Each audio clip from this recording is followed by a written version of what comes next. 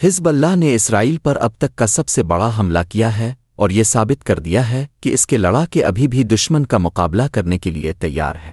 حزب اللہ کی کمزور کرنے کا دعویٰ کرنے والی اسرائیلی فوج کے منصوبوں پر پانی پھیر دیا جب لبنان سے آئے ڈرون نے اسرائیل میں داخل ہو کر زبردست تباہی مچائی۔ حزب اللہ کی ڈرون اسٹرائک میں 4 اسرائیلی فوجیوں کی موت ہوئی جبکہ 65 سے زیادہ فوجی شدید زخمی ہو گئے۔ یہ حملہ شمالی وسطی اسرائیل میں بن آمینہ کے قریب ایک فوجی اڈے پر ہوا۔ حزب اللہ نے کہا ہے کہ لڑاکوں نے اسرائیلی فوج کی گولانی بریگیڈ کے تربیتی ہیڈ کواٹر کو بڑی تعداد میں ڈرون سے نشانہ بنایا۔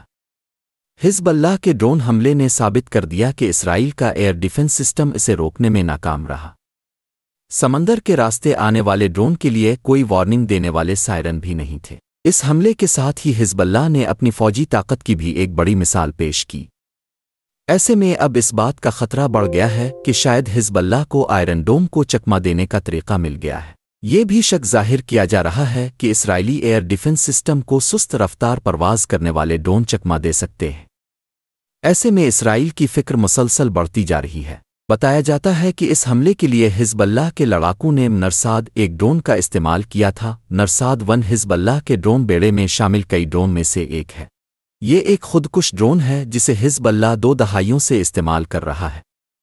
نرساد 1 کو ایران کے موہجر 2 ماڈل کی طرز پر بنایا گیا ہے جس میں حزب اللہ نے اپنے حساب سے ضروری تبدیلیاں کی ہیں جس سے یہ مزید خطرناک ہو گیا ہے۔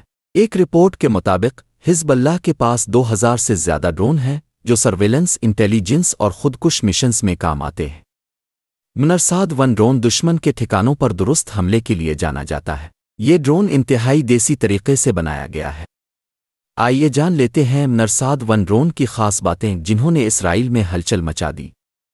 یہ ڈرون 40 کلوگرام تک دھماکہ خیز مواد لے جانے کی صلاحیت رکھتا ہے اور 3000 میٹر کی اونچائی تک اڑان بھرنے میں قابل ہے۔ حزب اللہ نے 2002 سے نرساد 1 کا استعمال انٹیلیجنس اور جارحانہ حملوں کے لیے کیا ہے۔ اس کی زیادہ سے زیادہ رفتار 370 کلومیٹر فی گھنٹہ ہے اور یہ 120 کلومیٹر تک حملہ کرنے کی رینج رکھتا ہے۔ اکثر اس کا استعمال اسرائیلی فضائی حدود میں داخل ہونے کے لیے کیا جاتا ہے۔